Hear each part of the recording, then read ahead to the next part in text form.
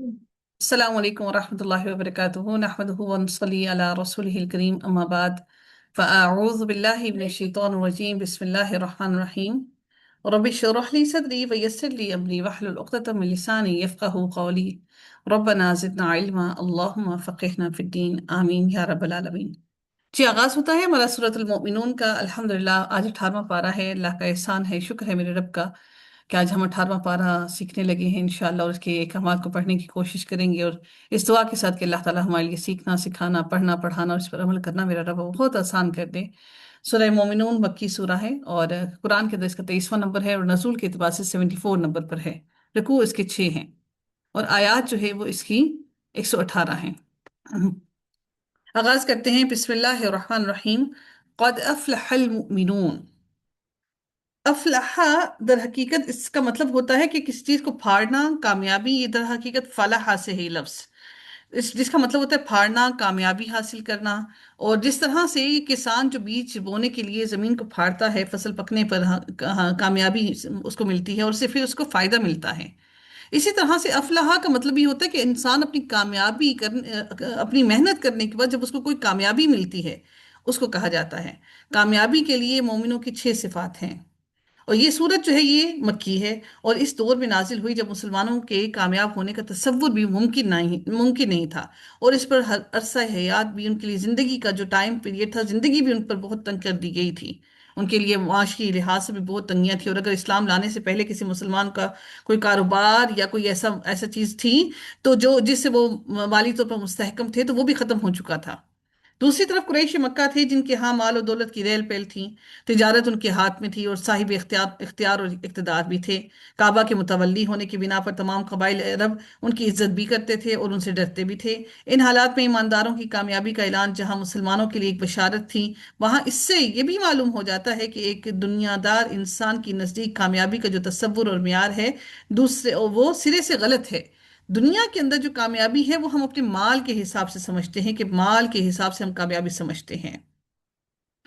سب سے پہلی بات جو اللہ تعالیٰ نے یہاں پر اب وہ فرمائی کہ الذین هم فی صلاتہم خاشعون۔ اب کامیاب ہونے والے لوگ کون سے ہیں؟ پہلی بات اللہ تعالیٰ نے فرمائی ان لوگوں کی جو اپنی نماز میں عاجزی کرتے ہیں۔ نماز میں عاجزی کرنے والے لوگ کامیاب ہیں۔ کیا میری اور آپ کی نمازوں میں عاجزی ہے؟ ہم تو نمازوں کو بہت دیر سے تاخیر سے قضا کر کے، ان کا ٹائم پیریڈ آگے پیچھے کر کے بھاگم بھاگ میں پڑھتے ہیں، کیونکہ دنیا کے کام کاج بہت زیادہ ہیں ہمارے۔ ہم نے ان سارے کے سارے کام کاجوں کو مکمل کرنا ہے۔ تو اللہ تعالیٰ فرماتے ہیں کہ پہلی ان کی اللہ تعالیٰ نے کامیابی کیا بتائی؟ جو اپنی نماز میں عاجزی کرنے والے ہیں۔ دوسری بات کیا کہی؟ اور وہی جو لغویات سے منہ موڑنے والے ہیں، لغو باتوں سے منہ موڑنے والے ہیں۔ تیسری خاصیت کیا بتائی؟ اور وہی جو زکوٰۃ ادا کرنے والے ہیں۔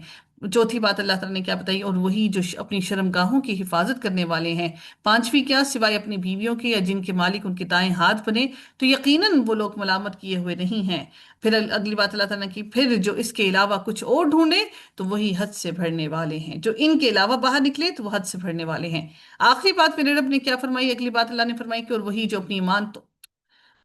اپنی امانتوں اور اپنے عہد کی رعایت کرنے والے ہیں، اور وہی جو اپنی نمازوں کی حفاظت کرتے ہیں۔ سبحان اللہ۔ پھر میرے رب نے فرمایا ایسے لوگوں کے بارے میں کہ یہی لوگ وارث ہیں جو فردوس کے وارث ہوں گے، وہ اس میں ہمیشہ رہنے والے ہیں۔ اور بلا شبہ یقیناً ہم نے انسان کو مٹی کے خلاصے سے پیدا کیا، یعنی انسان کو اللہ تعالیٰ فرماتے ہیں کہ انسان کو اللہ رب العزت نے مٹی سے پیدا کیا۔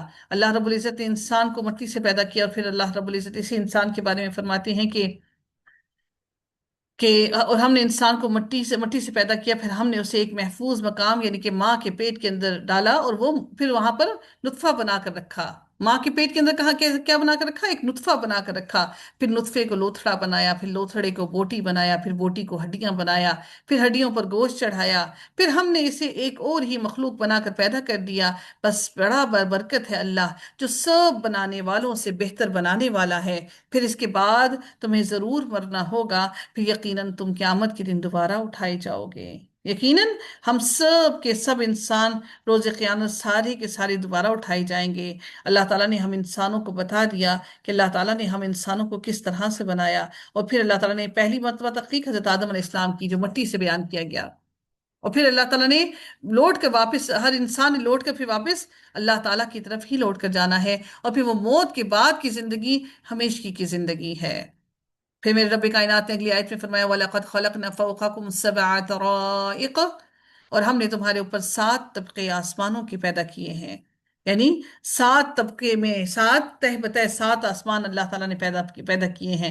ऊपर तले आसमान अल्लाह ताला ने आसमान पैदा किए हैं। और बाज ने इससे इनसे इनसे 7 रास्ते मुराद दिए हैं जो आसमानों में फरिश्तों की आमदोरफ्त के लिए हैं। आसमान चूंकि 7 हैं इसलिए ये रास्ते भी 7 हैं। बाज़ उलमा ने इनसे 7 सैयारों के रास्ते या मीदार मुराद लिए हैं, क्योंकि कुरान नज़ूल कुरान के ज़माने में ये जो सैयारों का इल्म था और सैयारों का जो नजरिया था उसको दुरुस्त समझा जाता था। और इस नजरिए के मुताबिक 7 सैयारे ही हमेशा गर्दिश में रहते हैं, और वो चांद, जोहरा, अतारत, सूरज, मुश्तरी, मरीख और जहल हैं। लिहाजा कुरान ने लोगों के समझ और इल्म के मुताबिक 7 ही रास्तों का जिक्र फरमाया, अगरचे कि इससे ज्यादा भी हो सकते हैं, हमें इसका इल्म नहीं, लेकिन अल्लाह ताला ने 7 रास्तों का जिक्र किया। अब ये जो 7 रास्ते हैं वो मैंने आपको बयान कर दिया कि वो 7 रास्ते किस तरह के हैं। फिर अल्लाह रब्बुल इज्जत फिर मजीद इरशाद फरमाते हैं अगली आयत के अंदर के, नीज हमने आसमान से एक खास मिकदार में पानी उतारा जिसे हमने जमीन में ठहरा दिया, और बिलाशुबा हम उसे ले जाने पर भी कादिर हैं। फिर हमने इस पानी से खजूरों और अंगूरों के बाग पैदा किए हैं जिनसे तुम्हें बहुत से फल हासिल होते हैं और इन्हें तुम खाते हो। यानी इन फलों से अल्लाह ताला ने एक खास मिकदार में जमीन पर पानी भेजा। अगर अल्लाह ताला चाहते तो इकट्ठा ही पानी जमीन पर भेज देते, और वो यकदम ही पानी जो है वो पूरी जमीन पर फैल जाता। और फिर जो एक्स्ट्रा पानी होता है वो बुखारात बनकर हवा में उड़ जाता है। ये भी अल्लाह ताला का एक मखलूक के लिए बहुत ज्यादा फायदा है। और जब हवा के अंदर नमी नहीं होती तो फिर इंसान के लिए बीमारियां बहुत बढ़ जाती हैं। तो अल्लाह ताला ने हर हर चीज को बेहतरीन अंदाजे के साथ इंसान के लिए पैदा किया। फिर मेरे रब्बे कायनात अगली आयत में फरमाते हैं, वशजरतन तखरुजु मिन तूरी सीना तुम्बुतु बिद्दुहनी वस्सिबगिल लिलआकिलीन। फिर अल्लाह ताला फरमाते हैं, और हमने वो दरख्त पैदा किया जो तूर सीना से निकलता है, जो उगाता है वो खाने वालों के लिए तेल और सालन उगाता है। अब तूर सीना से मुराद क्या है यहाँ पर अल्लाह ताला ने जो पैदा किया, इस दरख्त से मुराद जैतून का दरख्त है। इस दरख्त का असली वतन शाम और फलस्तीन है।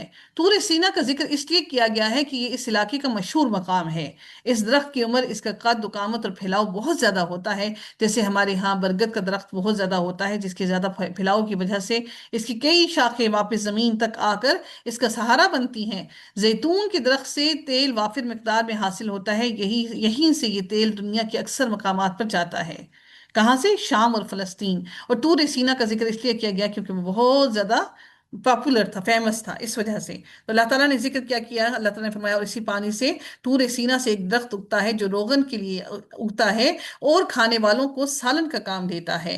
नीज तुम्हारे लिए चौपायों में भी इबरत का सामान है। जो कुछ उनके बर्तनों में होता है उसमें से एक चीज दूध हम तुम्हें पिलाते हैं, और उनसे तुम्हें और भी बहुत से फायदे हासिल होते हैं, और उनमें से बाज तुम भी खाते हो। नीज इन नीज इन पर और कश्तियों पर भी सवार हुआ करते हो। यानी कि इनकी पीठ पर, किन की पीठ पर? इन जानवरों की पीठ पर तुम, इनको जानवरों को तुम खाते भी हो और इन पर सवार होकर तुम बहुत से फायदे भी उठाते हो। फिर रब कायनात ने फिर अगली आयत में मजीद इरशाद फरमाया, वलक़द अरसलना नूहन इला कौमिही फ़क़ाल या कौमी इब्दुल्लाह मा लकुम मिन इलाहिन गैरुह। हमने नूह को इसकी कौम की तरफ भेजा तो उसने कहा, ए मेरी कौम, अल्लाह की इबादत करो जिसके अलावा तुम्हारा कोई इलाह नहीं। क्या तुम डरते नहीं? इसकी कौम के जिन सरदारों ने मानने से इनकार किया था कहने लगे, ये तो तुम्हारे ही जैसा इंसान है जो चाहता है कि तुम पर बर्तरी हासिल करे, और अगर चाहता तो फरिश्ते नाजिल करता। ये बात तो हमने अपने आबा व अजदाद के वक्तों में कभी सुनी ही नहीं। वो तो एक ऐसा आदमी है जिसे जुनून हो गया है, लिहाजा कुछ मुद्दत और इंतजार करो, शायद कि वो ठीक हो जाए। यानी कि शायद कि हमने ये बातें पहले कभी भी नहीं सुनी कि वो एक अल्लाह पर यकीन नहीं रखते थे। वो कहते थे अल्लाह एक नहीं हो सकता। कौम नूह की नज़रों में सैयदना नूह अलैहिस्सलाम की दीवानगी ये थी कि सारे कौम के नजरिए के खिलाफ वो खालिस तौहीद की तरफ दावत दे रहे थे, और वो यही समझ रहे थे कि नूह अलैहिस्सलाम का नाउज़ बिल्लाह एक बेहुदा सा काम ख्याल है। भला सारी कौम के मुकाबले में इस अकेले की पुकार की क्या हकीकत हो सकती है, और इस अकेले को कौन सुनेगा? तो फिर अभी कायनात ने फिर अगली आयत में मजीद इरशाद फरमाया, अल्लाह रब्बुल इज्जत ने फरमाया कि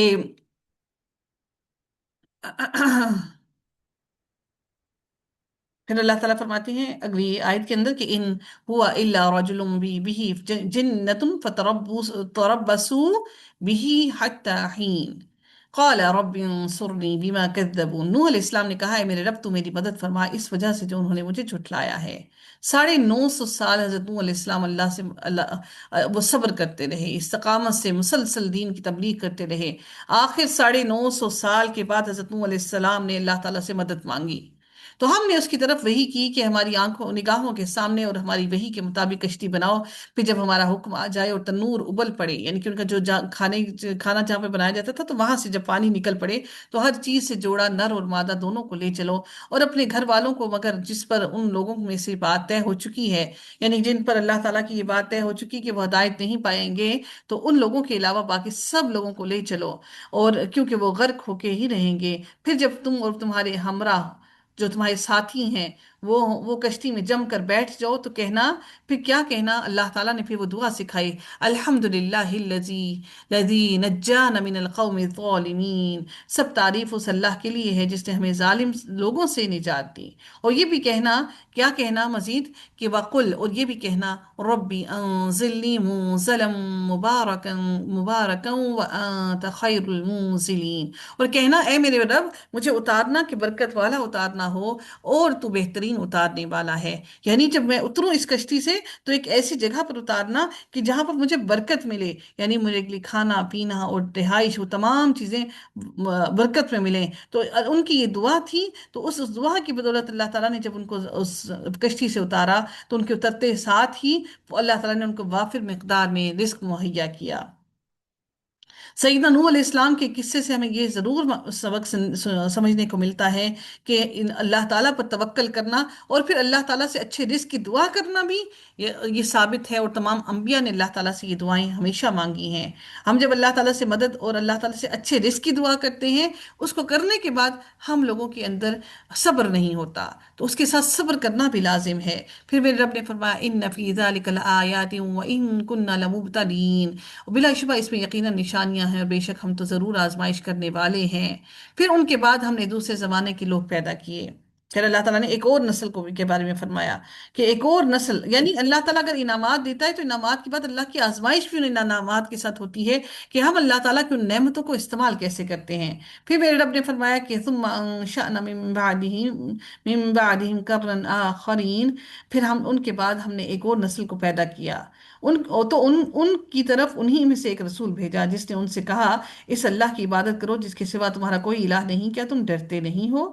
اور اس کی قوم کی جن سرداروں نے اس دعوت کو ماننے سے انکار کیا اور آخرت کی ملاقات کو جھٹلایا، اور جنہیں ہم نے دنیا میں کی زندگی میں عیش و آرام دے رکھا تھا، وہ کہنے لگے یہ تو تمہارے ہی جیسا ایک انسان ہے، وہی کچھ کھاتا ہے جو تم کھاتے ہو، اور پیتا ہے وہی جو کچھ تم پیتے ہو، اور اگر تم نے اپنے ہی جیسے ایک آدمی کی اطاعت کر لی تو پھر تو تم بہت بڑے خسارے میں رہو گے۔ کیا تمہیں وہ یہ کہتا ہے کہ جب تم مر جاؤ گے اور مٹی اور ہڈیاں بن جاؤ گے، کیا تم مٹی اور ہڈیاں بن جاؤ گے تو تم دوبارہ اٹھائے جاؤ گے؟ ایسا کیسے ممکن ہے؟ یہ بات تو عقل اور سمجھ کے بالکل ہی عقل اور سمجھ میں آتی ہی نہیں جس کا تمہیں وعدہ دیا جا رہا ہے۔ یہ ہماری سمجھ اور عقل سے بہت دور کی بات ہے، یہ تو ہمارا دماغ اس کو سمجھنے سے قاصر ہے۔ زندگی تو بس یہی دنیا کی زندگی ہے، ہم مرتے ہیں اور جیتے ہیں اور ہم ہرگز اٹھائے نہیں جائیں گے۔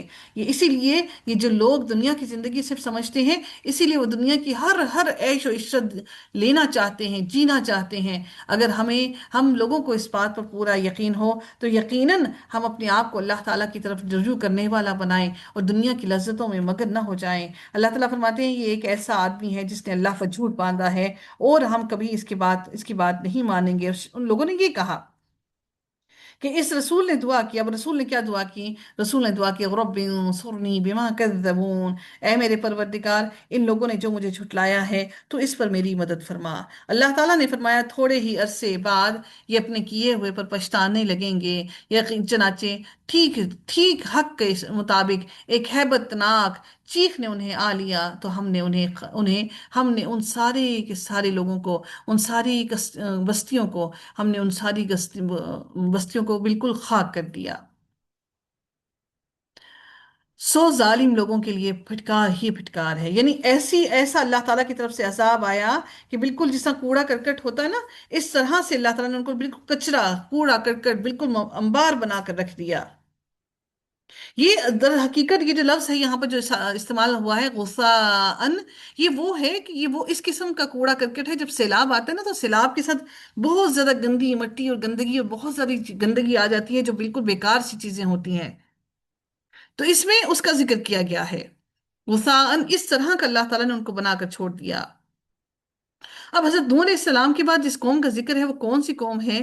تو یہ حضرت سیدنا ہود علیہ السلام کی کو بھیجا گیا، اور حضرت ہود علیہ السلام کی قوم تھی جس کا تذکرہ اللہ تعالیٰ نے یہاں پر کیا، اور پھر اللہ تعالیٰ نے یہ ساری کی ساری قوم کو نیست و نابود کر دیا، ان کا اثر و رسوخ ختم کر دیا۔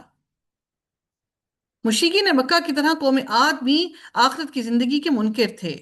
قوم عاد اور قوم سمود یہ ایک کے بعد دیگرے آئے، اور مال اور دولت کی فراوانی اور آسودگی کی زندگی کی وجہ سے ان کے سردار اللہ تعالیٰ کو بالکل ہی فراموش کر چکے تھے، بالکل ہی بھول چکے تھے۔ جب مال اور دولت آتا ہے نا تو انسان اللہ تعالیٰ سے دور بھی ہو جاتا ہے، یہ یقیناً یہ بھی انسان کے لیے بہت بڑی آزمائش ہے۔ آخرت کا انسان انکار یا تو پھر اپنی جہالت کی وجہ سے کرتا ہے، یا پھر انسان اپنے تکبر کی وجہ سے کرتا ہے۔ پھر اللہ تعالیٰ پھر فرماتے ہیں کہ دوسرے زمانے کے لوگ پیدا، پھر ہم نے ان کے بعد، اب ان کے بعد اگلی قوم کا ذکر ہو رہا ہے، پھر اللہ تعالیٰ فرماتے ہیں پھر ہم نے ان کے بعد، یعنی حضرت نوح علیہ السلام کے بعد حضرت ہود علیہ السلام کی قوم آئی، اب اللہ تعالیٰ اگلی قوم کا ذکر فرماتے ہیں کہ پھر ان کے بعد دوسرے زمانے کے لوگ پیدا کیے، کوئی امت نہ اپنے وقت مقرر سے آگے جاتی ہے اور نہ ہی وہ پیچھے رہتی ہے۔ پھر ہم نے پے در پے اپنے رسول بھیجے، جب کبھی کسی امت کے پاس اس کا رسول آیا انہوں نے اسے جھٹلا دیا تو ہم نے ان کے پاس کو باز کے پیچھے چلتا کیا، اور ہم نے انہیں کہانیاں بنا دیا، یعنی ان کو بالکل ایسی کہانیاں بنا دیا جن کا صرف اور صرف ذکر لوگوں کے افسانے کہانیاں لوگوں کے لیے صرف اور صرف ایک شغل میلے کی بات بنا دی۔ سو ان لوگوں پر پھٹکار ہے جو ایمان نہیں لاتے۔ اللہ تعالیٰ نے پھر دوبارہ سے یہی کہا، ان تمام لوگوں پر پھٹکار ہے۔ یہاں پر اب جس قوم کا ذکر کیا جا رہا ہے وہ قوم عاد اولا اور قوم عاد ثانیہ کے بعد موسیٰ علیہ السلام کے زمانے تک اللہ تعالیٰ نے انبیاء بھیجے۔ قوم عاد اولا پہلی جو قوم عاد تھی، اور پھر قوم عاد ثانیہ جو دوسری قوم عاد ہوئی، ان تک اللہ تعالیٰ نے اس کے بعد موسیٰ علیہ السلام کے زمانے تک مختلف انبیاء بھیجے۔ کون کون سے تھے جس کے لیے اللہ نے کہا پے در پے؟ سیدنا ابراہیم، اسماعیل، اسحاق، یعقوب، یوسف، ایوب اور شعیب علیہ السلام۔ یہ تو وہ انبیاء ہیں جن کا ذکر قرآن کریم میں ملتا ہے، اور ان میں سے بہت سے ایسے انبیاء بھی ہیں جن کا ذکر قرآن کریم میں نہیں ہے۔ بعض روایات کے مطابق آپ صلی اللہ علیہ وسلم سے دنیا میں مبعوث ہونے والے رسولوں کی تعداد پوچھی گئی تو آپ نے 313 یا 315 بتائی، اور انبیاء کی تعداد 1,24,000 بتائی، جبکہ قرآن میں صرف اور صرف 27 انبیاء اور رسولوں کا ذکر کیا گیا ہے۔ اب اللہ رب العزت مزید اگلی آیت میں جو ارشاد فرماتے ہیں کہ ثم ارسلنا موسیٰ وآخاہ ہارون، اللہ تعالیٰ فرماتے ہیں اگلی آیت میں کہ پھر ہم نے موسیٰ اور اس کے بھائی ہارون کو اپنی آیات اور واضح دلیل کے ساتھ بھیجا۔ فرعون اور اس کے سرداروں کی طرف تو انہوں نے تکبر کیا اور وہ سرکش لوگ تھے، چنانچہ انہوں نے کہا کیا ہم اپنے ہی جیسے دو آدمیوں پر ایمان لے آئیں۔ اچھا یاد رکھیے گا کہ جو رسولوں کا ذکر کیا گیا یہ 313 کتابوں کی، جن کو کتابیں دی گئی، انبیاء اور رسولوں میں فرق ہے، ٹھیک ہے؟ 313 یا 315 جو ہے یہ صحیح، جن کو صحف اور کتابیں دی گئی، آسمانی کتابیں اور صحف جو ہیں ان کی تعداد 313 ہے، ٹھیک ہے؟ 313 یا 315 ہم لوگ سمجھتے ہیں صرف یہ چار ہی ہیں، تو صحف جو ہے وہ چھوٹے چھوٹے جو صحیفے ہیں وہ انبیاء کو دیے گئے جو اللہ کی شریعت اور احکامات کو لے کر آئے۔ پھر اللہ تعالیٰ فرماتے ہیں پھر ہم نے موسیٰ اور اس کے بھائی ہارون کو موعظے اور دلیل دے کر بھیجا، فرعون اور اس کے سرداروں کی طرف تو وہ اکڑ گئے، اور وہ تو تھے ہی سرکش لوگ، کہنے لگے کہ ہم اپنے ہی جیسے دو آدمیوں پر ایمان لائیں جبکہ ان کی قوم ہماری غلام ہے، یہ سارے کے سارے ہمارے غلام ہیں تو ہم ان پر ایمان کیسے لے آئیں؟ ہم اتھارٹی والے لوگ ہیں۔ تو انہوں نے ان دونوں کو جھٹلا دیا تو وہ بھی ہلاک ہونے والوں میں شامل ہو گئے، اور ہم نے موسیٰ کو کتاب اس لیے دی تھی کہ وہ لوگ اس سے رہنمائی حاصل کریں۔ ہم نے کتاب اس لیے دی تھی کہ لوگ اس سے رہنمائی حاصل کریں۔ اب رب کائنات اگلی آیت میں مزید ارشاد فرماتے ہیں اور ہم نے ابن مریم اور اس کی ماں کو، ہم نے ابن مریم یعنی عیسیٰ علیہ السلام کو اور اس کی والدہ کو ایک نشانی بنایا اور ایسے ٹیلے پر جگہ دی جو اطمینان بخش تھی، اور وہاں پر جاری پانی یعنی چشمے والی بھی تھی، وہاں پر چشمہ بھی بہہ رہا تھا۔ اللہ تعالیٰ نے یہ نہیں فرمایا کہ ابن مریم بھی ایک نشانی تھے اور ان کی تھی، اور ان کی والدہ بھی ایک نشانی تھی، بلکہ یوں فرمایا ان دونوں کو ملا کر ایک نشانی بنایا، اور اس کی صورت صرف یہی رہ جاتی ہے کہ سیدنا عیسیٰ علیہ السلام کی ولادت کو بن باپ تسلیم کیا جائے، اور یہ بھی کہ سیدہ مریم علیہ السلام کسی مرد کے چھوئے بغیر ہی نفخہ الہی سے حاملہ ہوئی تھیں۔ یہاں پر جو لفظ استعمال کیا گیا ہے ربوہ، الا ربتن، ربوہ سے مراد ایسی زمین ہے جو عام سطح زمین سے قدرے بلند ہو، اور اس کی مٹی بھربھری اور ریتیلی قسم کی ہو۔ ایسی زمین پانی کو اپنے اندر جذب کر کے خوب پھول جاتی ہے۔ پنجابی میں ایسی زمین کو میرا زمین کہتے ہیں، اور اس زمین کی خصوصیت یہ ہے کہ عام زمین کی نسبت یہ زیادہ سرسبز و شاداب ہوتی ہے، اور یہ بلند ہوتی ہے۔ اب اس ربوہ کے تعین میں مفسرین کا اختلاف ہے، کہ بعض کہتے ہیں کہ اس سے مراد وہی بلند مقام ہے جہاں پر سیدنا عیسیٰ علیہ السلام کی پیدائش ہوئی تھی، اور اللہ تعالیٰ نے وہاں ایک چشمہ بھی جاری کر دیا تھا، اور کھجور کے درخت پر اللہ کے حکم سے تر و تازہ کھجوریں بھی لگ گئی تھیں۔ بعض کہتے ہیں کہ اس وقت کا ظالم یہودی بادشاہ اس وقت کا جو تھا وہ مراد ہے اس سے، جو حضرت عیسیٰ علیہ السلام کا دشمن بن گیا تھا، ہیروڈس اس کا نام تھا۔ سیدہ مریم علیہ السلام ان کی حفاظت کی خاطر اللہ کے حکم سے مصر کی طرف ہجرت کر گئیں، اور ایک بلند چشمہ دار قصبہ میں مقیم ہوئی جسے رملہ کہتے ہیں۔ سیدہ عیسیٰ علیہ السلام وہیں جوان ہوئے۔ پھر جب ہیروڈس جو تھا وہ مر گیا، تو سیدہ مریم علیہ السلام انہیں لے کر اپنے وطن واپس آ گئیں۔ یہ اسرائیلی روایات میں یہ چیز بتائی جاتی ہے۔ بہرحال، جو قادیانی ہے نا، قادیانیوں نے کیا کیا، میں آپ کو ایک چھوٹی سی بات یہ بتانا چاہوں گی کہ جو قادیانی کے جو مرزا صاحب جو انہوں نے بنائے ہوئے نے صرف نبوت ہی کا دعویٰ نہیں کیا، بلکہ مسیح موعود ہونے کا دعویٰ بھی کیا تھا۔ اللہ اکبر! کہہ رہا تھا کہ کیا کہتا تھا کہ مسیح ہونے کا بھی اس نے دعویٰ کیا۔ مرزا صاحب جو ہے وہ عیسیٰ کے معجزانہ پیدائش کے تو قائل تھے، لیکن رفع عیسیٰ کے قائل نہیں تھے، کیونکہ اگر وہ اس کے قائل ہوتے تو آپ کو مسیح موعود بننے میں مشکل پیش آتی تھی۔ ان کی امت نے تو ضلع جنگ میں ایک ربوہ بنا لیا، وہ جو انہوں نے اپنا جگہ بنائی ہوئی ہے نا، جہاں پر وہ اپنے زیادہ تر لوگوں کو دفن کرتے ہیں، اور وہ کہتے ہیں جو اچھا بندہ ہے اس کو وہاں پہ جا کے ربوہ کے مقام پر دفن کرتے ہیں، وہ کوئی قبرستان بھی ہے ان کا اس طرح کا، لیکن خود انہوں نے کشمیر کو ربوہ قرار دیا۔ جو ان کے مرزا صاحب جو تھے، وہ یہ نام ان کا مرزا صاحب ہے، صاحب میں نے کوئی تعظیمن نہیں لگایا، ان کو نام اسی نام سے پکارا جاتا ہے، مرزا صاحب۔ عیسیٰ علیہ السلام کی طبعی موت قرار دینے کے بعد فرمایا کہ ان کی قبر جو ہے وہ کشمیر میں ہے۔ یہ پتہ نہیں آپ لوگوں کو معلوم ہو یا نہیں ہو، لیکن یہ بڑے وثوق سے کہتے ہیں کہ حضرت عیسیٰ علیہ السلام کی قبر جو ہے وہ کشمیر میں ہے۔ کشمیر کے صدر مقام سری نگر کے محلہ جو ہے وہ خان یار میں ایک قبر یوسف آز کے نام کی ہے، جس کے بارے میں عوام میں یہ بات مشہور ہے یہ کسی نبی کی قبر ہے، جو کوئی شہزادہ تھا اور کسی دوسرے ملک میں سے یہاں آیا تھا مرزا صاحب کے مقصد کے لیے۔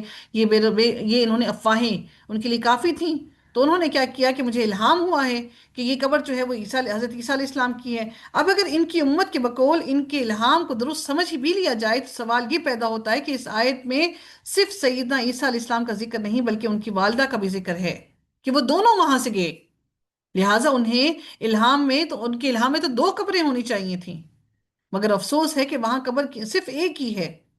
اس سے ان کی نبوت اور الہامات مزید کھل جاتے ہیں، ہمارے لیے یہ سمجھنا آسان ہو جاتا ہے کہ یہ لوگ کس طرف کی گمراہی میں مبتلا ہیں اور لوگوں کو کس طرح کی گمراہی میں ڈال رہے ہیں۔ مجھے تھوڑا سا ان لوگوں کا اس لیے تھوڑا سا اندازہ بھی مرزائیوں کا جو وہ ہے قادیانیوں کا اس لیے بھی ہے کہ میری ایک اسٹوڈنٹ ہوا کرتی تھی، وہ قادیانی تھی، اور مجھے اس کا علم نہیں تھا، اور یہ بتاتے بھی نہیں ہیں اپنی پہچان کو کہ ہم قادیانی ہیں۔ وہ آئی تھنک مجھے یاد نہیں، شاید فزکس یا کیمسٹری مجھ سے پڑھا کرتی تھی، تو جب میں نے اس کی نماز کا طریقہ دیکھا تو بالکل ہی مختلف، اور بڑی نیک اور پاک باز بنتے ہیں یہ لوگ، بہت ہی نیک بنتے ہیں، آپ ان کو پہچان نہیں پاتے کہ یہ کون ہے۔ بہرحال، اللہ تعالی ہم سب کی بہترین رہنمائی فرمائے، ہم سب کو ان فتنوں سے محفوظ فرمائے۔ یہ ایک بڑا پھیلتا ہوا، بڑی تیزی سے پھیلتا ہوا ایک فتنہ ہے، جس سے ہمیں اپنی اولاد کو اس فتنے سے آگاہ کرنا کی ضرورت ہے۔ ہمیں یہ ہمارے ہی درمیان موجود ہوتے ہیں اور ہمیں کچھ علم نہیں ہوتا ان لوگوں کا۔ پھر اللہ تعالیٰ مزید فرماتے ہیں یا ایھا الرسل کلوا من الطیبات واعملوا صالحا، اے پیغمبروں کی جماعت پاکیزہ چیزیں، اللہ تعالیٰ نے یہاں پر خطاب کر کے کہا سارے رسول کسی ایک جگہ اکٹھے کیے گئے، خطاب کا یہ انداز اس لحاظ سے نہیں کہ سارے رسول ایک جگہ پر اکٹھے کیے گئے تو انہیں اس طرح مخاطب کیا گیا، بلکہ اس لحاظ سے ہے کہ سارے رسولوں کی تعلیم جو ہوتی ہے وہ ایک جیسی ہی رہی، اسی اللہ تعالیٰ نے سارے نبیوں کو رسولوں کو فرمایا کہ اے پیغمبروں کی جماعت پاکیزہ چیزیں کھاؤ، نیک اعمال کرو، جو کچھ تم کرتے رہے ہو میں اسے خوب جانتا ہوں، اور یہ تمہاری امت ایک ہی ہے، ایک ہی امت ہے، اور میں تمہارا پروردگار ہوں، لہٰذا مجھی سے ڈرو۔ پھر لوگوں نے اپنے دین کے کام کو آپس میں ٹکڑے ٹکڑے کر لیا، ہر گروہ کے پاس جو کچھ ہے وہ اس میں مگن ہے، لہٰذا ان کا قصہ چھوڑو کہ وہ ایک خاص وقت تک اپنی ہی اس مدہوشی میں پڑے رہیں۔ کیا وہ یہ خیال کرتے ہیں کہ ہم جو انہیں مال اور اولاد دیے جا رہے ہیں تو ہم انہیں بھلائیاں دینے میں جلدی کر رہے ہیں؟ معاملہ یوں نہیں، بلکہ اصل بات کا انہیں شعور ہی نہیں ہے، اصل بات سے وہ واقف ہی نہیں ہے۔ پھر رب کائنات نے اگلی آیت میں مزید فرمایا اَيَحْسَبُونَ أَنَّمَا نُمِدُّهُم بِهِ مِن مَالٍ وَبَنِينَ،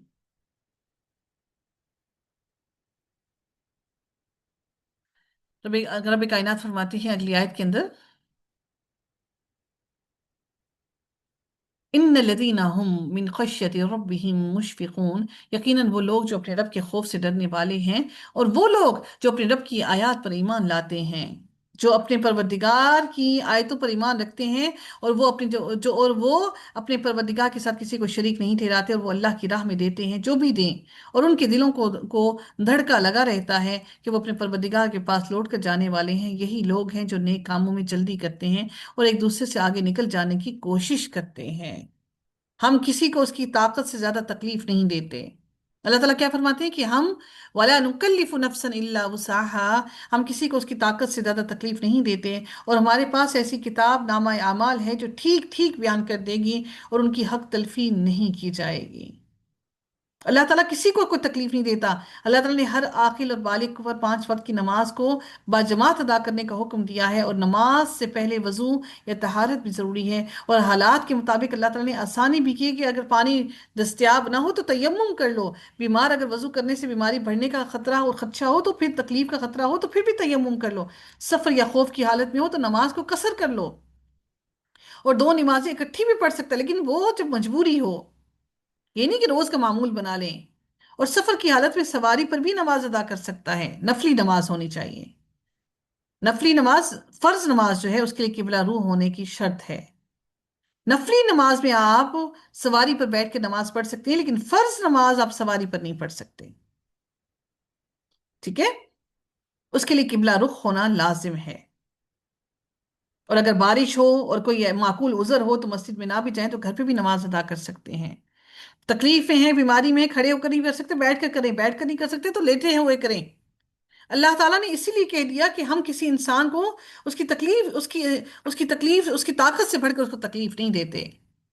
پھر رب کائنات پھر اگلی آیت میں مزید ارشاد فرماتے ہیں بل قلوبہم فی غمرۃ من ھذا، بلکہ اس بات سے تو ان کے دل سخت غافل ہیں، اور اس غفلت کے علاوہ ان کے اور بھی کئی برے اعمال ہیں جو وہ کر رہے ہیں، یہاں تک کہ جب ان کے عیاش لوگوں کو عذاب میں پکڑ لیں گے تو اس وقت وہ چیخنا چلانا شروع کر دیں گے، ہم کہیں گے آج چلاؤ نہیں، ہماری طرف سے تمہیں کوئی مدد نہیں ملے گی، جب میری آیات تم پر پڑھی جاتی تھیں تو تم الٹے پاؤں پھر جاتے تھے، اپنے گھمنڈ میں میری آیتوں کو افسانے سمجھتے اور بکواس کیا کرتے تھے، اپنے گھمنڈ میں جو تمہارے دل میں آتا تھا وہ بلبلانے لگتے تھے، اس گھمنڈ کے اندر، جس گھمنڈ میں آج تم پڑے ہوئے ہو، اس گھمنڈ کے اندر تم اتراتے رہتے تھے، بےہودہ باتیں کرتے تھے، تہجرون، یعنی بےہودگی کی باتیں، فضول ترین باتیں۔ جو عیاش لوگ ہوتے ہیں نا ان کی زبان سے ہمیشہ فضول ہی باتیں نکلتی ہیں۔ پھر اللہ تعالیٰ نے فرمایا کیا ان لوگوں نے اس کلام پر بھی کبھی غور نہیں کیا، یا ان کے پاس کوئی ایسی بات آئی جو ان کے آباء و اجداد کے پاس نہیں آئی تھی، یا انہوں نے اپنے رسول کو پہچانا ہی نہیں لہٰذا وہ اس کا انکار کر رہے ہیں، یا وہ یہ کہہ دیتے ہیں کہ اسے جنون ہے، جبکہ حقیقت یہ ہے کہ وہ ان کے پاس سچی بات لایا ہے، لیکن ان میں سے اکثر لوگ حق کو پسند ہی نہیں کرتے، اور اگر حق ان کی خواہشات کی پیروی کرتا تو یہ زمین و آسمان اور ان میں جو کچھ بھی ہے سب کا نظام دھرم بھرم ہو جاتا، بلکہ ہم نے انہیں کے لیے ذکر قرآن دیا ہے، हमने ये कुरान इन्हीं लोगों को दिया है, मगर वो अपने इस जिक्र से ही मुंह मोड़ रहे हैं। अल्लाह ताला ने ये कुरान क्यों दिया? ताकि हम इस कुरान को पढ़कर, हम इस कुरान से हम इस कुरान से हदायत सीख सकें, हम इस कुरान से सही राह सीख सकें। फिर अल्लाह ताला फरमाते हैं कि ये वो लोग हैं जो खुद ही से मुंह मोड़ रहे हैं। या आप इनसे कुछ माल मांगते हैं, यानी आप इनसे क्या कोई माल का सवाल करते हैं कि इनको बहुत मुश्किल लगती है आपको देना, तो आपके लिए आपके परवरदिगार का दिया ही बेहतर है, और वही सबसे बेहतरीन राज़िक है। यानी नबी करीम सल्लल्लाहु अलैहि वसल्लम तो इनसे कोई माल भी नहीं मांगते कि तुम मुझे कोई माल दे दो, कोई मता दे दो, कोई फायदा दे दो। वो तो उनसे कोई सवाल नहीं करते। और अल्लाह ताला फिर फरमाते हैं, और बिलाशुबा व इन्नका लतदऊहुम इला सिरातिन मुस्तकीम, और बिलाशुबा आप इन्हें सीधी राह की तरफ बुलाते हैं। और जो लोग आखिरत पर ईमान नहीं रखते, वो इस सीधी राह से हटकर चलना चाहते हैं, वो दुनिया के टेढ़े रास्तों पे चलना चाहते हैं। और अगर हम इन पर मेहरबानी करें और उनकी तकलीफ को दूर कर दें, तो ये अपनी सरकशी में ज्यादा बहकते हैं। और हमने इन्हें अजाब में मुब्तला किया, तो भी ये ना अपने परवरदिगार के सामने झुके, और ना ही इन लोगों ने आहुजारी की, और ना ही आजिज़ी को इख्तियार किया। यहाँ तक कि हमने उन पर सख्त अजाब का दरवाजा खोल दिया, तो इस हाल में वो हर भलाई से मायूस होने लगे।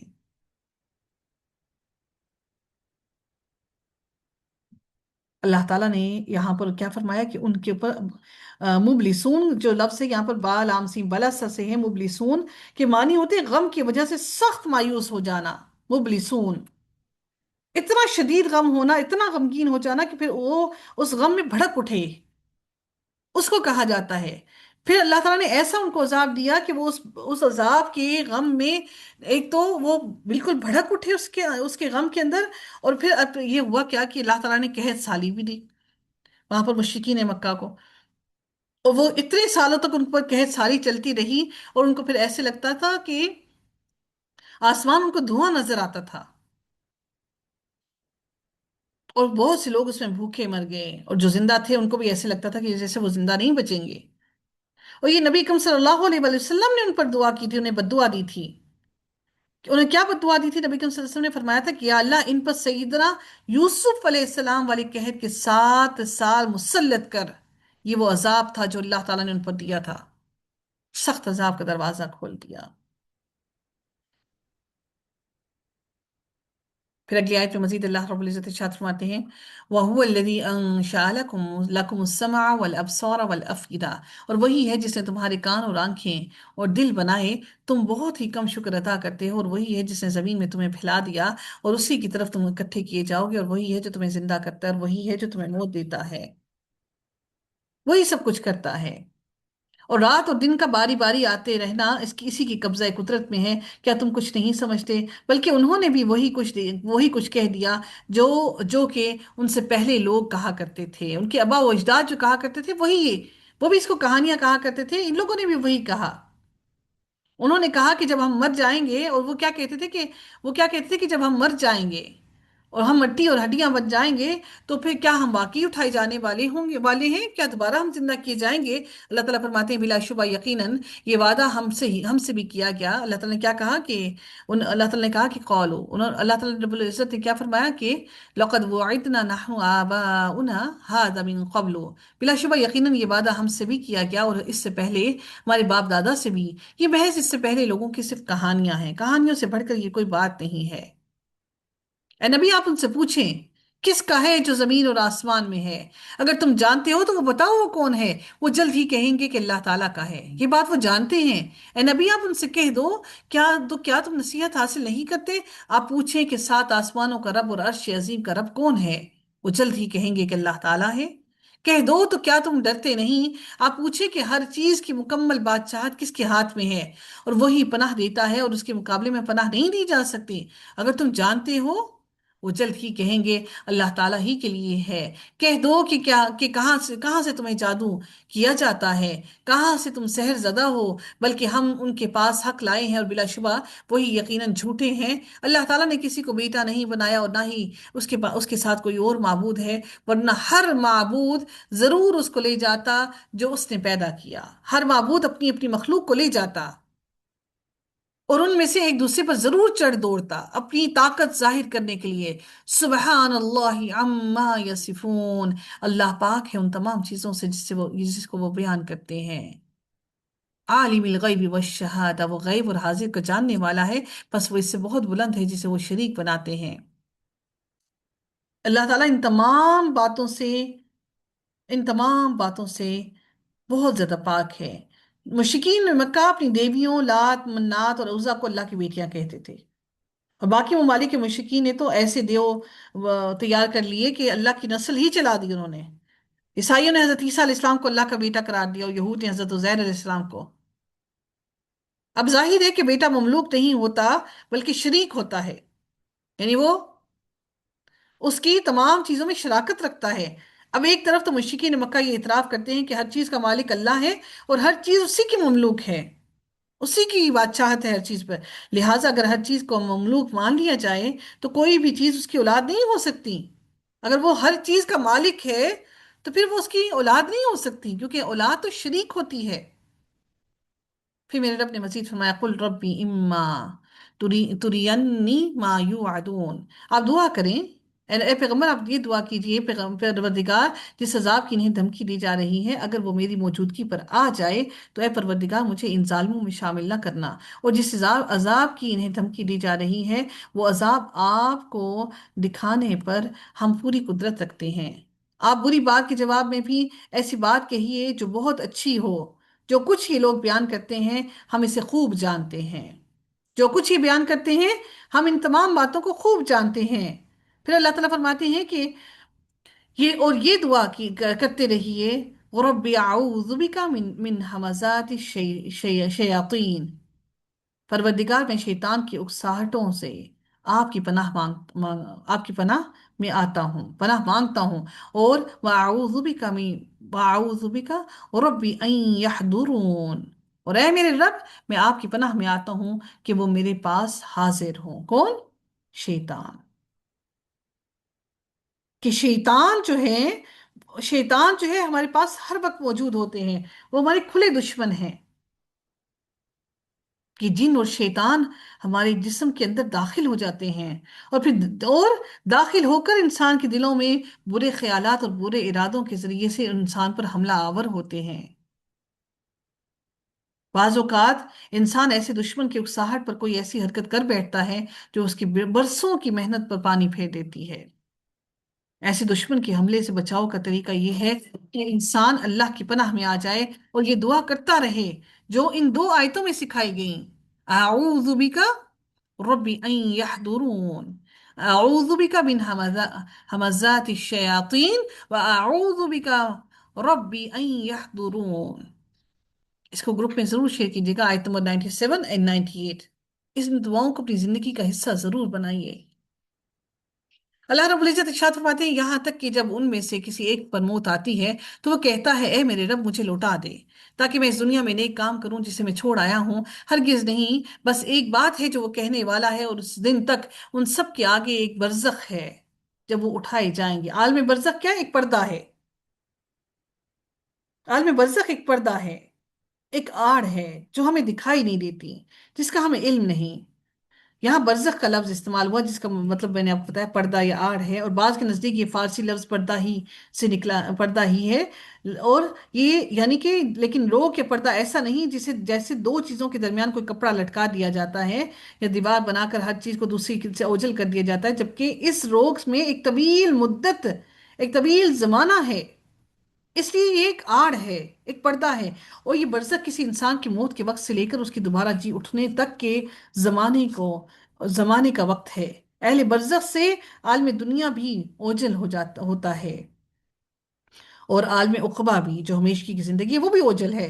اس عالم برزخ کو اللہ تعالیٰ نے موت کے زمانے سے تعبیر کیا ہے، جس کا مطلب یہ ہے کہ اس عرصے کے دوران میں موت کے اثرات غالب ہوتے ہیں، جو روح ہے چونکہ زندہ ہی رہتی ہے، روح نہیں مرتی، روح زندہ ہی رہتی ہے، اور روح اللہ تعالیٰ کے قبضے میں ہوتی ہے، لہٰذا اس عرصے میں بھی زندگی کے تھوڑے بہت آثار پائے جاتے ہیں۔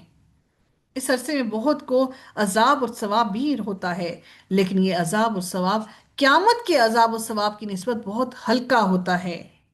اسی عرصے کے عذاب کو عذاب قبر کہتے ہیں، خواہ میت کا جسم قبر میں موجود ہو، یا گل سڑ گیا ہو، یا درندوں نے کھا لیا ہو، یا پانی کی تہ میں چلا گیا ہو، لیکن اس کی روح کو مسلسل عذاب ہوتا رہتا ہے۔ یہ وہ قبر، عذاب ہے، قبر ہے۔ اللہ تعالیٰ نے فرمایا کہ ایک برزخ ہے، جب وہ اٹھائے جائیں گے، پھر جب سور میں پھونکا جائے گا تو اس دن ان کے درمیان کوئی قرابت داریاں نہ رہیں گی، اور نہ ہی وہ ایک دوسرے کو پوچھیں گے، ایک پہچانیں گے بھی نہیں ایک دوسرے کو۔ پھر وہ شخص جس کے پلڑے بھاری بھاری ہوں گے، وہی لوگ کامیاب ہوں گے، اور وہ جس کے پلڑے ہلکے ہوں گے وہی ہیں جو خسارے میں ہوں گے، اور وہ جہنم میں داخل کر دیے جائیں گے۔ ان کے چہروں کو آگ جھلسا دے گی، اور اس میں وہ جبڑے نکالنے والے ہوں گے۔ اللہ اکبر! آگ ایسے ان کی چہروں کو جھلسا دے گی کہ جبڑے نکل آئیں گے۔ پھر اللہ تعالیٰ اس کو واپس چڑھائے گا، پھر وہ جھلسائے گی، پھر چڑھائے گا، پھر جھلسائے گی۔ اللہ تعالیٰ پوچھتے ہیں علم تکن آیاتی تتلا علیکم فکنتم بہا تکذبون، کیا میری آیات تمہیں پڑھ کر سنائی نہیں جاتی تھی، پھر بھی تم انہیں جھٹلاتے تھے؟ وہ کہیں گے اے ہمارے رب، ہماری بدبختی ہم پر غالب آ گئی اور ہم گمراہ لوگ تھے، اے ہمارے رب ہمیں یہاں سے نکال، پھر اگر ہم دوبارہ کریں تو بلا شبہ ہم ہی ظالم ہوں گے۔ اللہ تعالیٰ فرمائے گا یہیں خوار رہو، قال اخسئوا فیہا ولا تکلمونی، یہیں خوار رہو اور مجھ سے بات نہ کرو۔ وہ لب و لہجہ سوچ سکتے ہیں کہ اللہ تعالیٰ نے یہ کس طرح غصے اور غضب میں یہ کہا، قال اخسئوا، یہیں پر خوار رہو، ولا تکلمونی، اور مجھ سے کلام نہ کرو۔ اللہ اکبر! جب رب ہی کلام نہ کرنا چاہے، ابھی تو اللہ بار بار کہہ رہا ہے کہ مجھ سے بات کرو، مجھ سے کلام کرو، اور ہم کلام نہیں کر رہے، ہم اللہ سے کلام نہیں کر رہے، اس کی باتیں نہیں سیکھ رہے، ہم سمجھ نہیں رہے، اس سے کلام نہیں کرتے، وقت نہیں نکالتے، وقت نہیں ہے ہمارے پاس، اور روز قیامت ہم کلام کرنا چاہیں گے اور میرا رب کہے گا مجھ سے کلام نہ کرو۔ افسوس ہم پر! یقیناً میرے بندوں میں سے ایک گروہ کہتا تھا کہ اے ہمارے رب، ہم ایمان لائے، لہٰذا تو ہمیں معاف فرما دے اور ہم پر رحم فرما، اور تو سب رحم کرنے والوں سے بہتر ہے۔ تم نے ان کا مذاق بنایا، یہاں تک کہ انہوں نے تمہیں میری یاد ہی بھلا دی، اور تم ان سے ہنسا کرتے تھے۔ یقین کرو آج کے دن میں نے تمہیں اس کے بدلے میں جو انہوں نے صبر کیا دنیا میں یہ جزا دی، بلا شبہ وہی کامیاب ہیں۔ اللہ تعالیٰ فرمائے گا تم سالوں کی گنتی میں زمین میں کتنا رہے؟ وہ کہیں گے ہم ایک دن یا اس کا دن کا کچھ حصہ رہے، بس آپ شمار کرنے والوں سے پوچھ لیں جو بہت ماہر ہیں شمار کرنے میں۔ اللہ تعالیٰ فرمائے گا تم تھوڑی ہی مدت رہے ہو، کاش کہ واقعی تم بات کو جانتے ہوتے، تو پھر کیا تم نے یہ گمان کیا کہ بلا شبہ ہم نے تمہیں بے مقصد پیدا کیا ہے؟ ہمیں زندگی اپنی یوز لیس لگتی ہے، ہمیں اس کا کوئی ہمیں اپنی زندگی کا کوئی مقصد نہیں لگتا۔ اللہ تعالیٰ فرماتے ہو بلا شبہ تمہیں ہماری طرف واپس نہیں لوٹایا جائے گا۔ تو اللہ تعالیٰ بے حد بلند ہے، جو بادشاہ حقیقی ہے، اس کے سوا کوئی معبود نہیں، عزت والے عرش کا رب ہے۔ اور جو کوئی اللہ تعالیٰ کے ساتھ کسی دوسرے معبود کو پکارتا ہے جس کی اس کے پاس کوئی دلیل نہیں، تو بلا شبہ اس کا حساب اس کے رب ہی کے پاس ہے۔ یقیناً کافر کبھی فلاح نہیں پائیں گے۔ اور آپ دعا کریں رب اغفر وارحم وانت خیر الراحمین، اے میرے رب بخش دے اور رحم فرما، اور تو رحم کرنے والوں میں سب سے اچھا رحم فرمانے والا ہے۔ اللہ تعالی ہم سب پر رحم فرمایا، آمین یا رب العالمین۔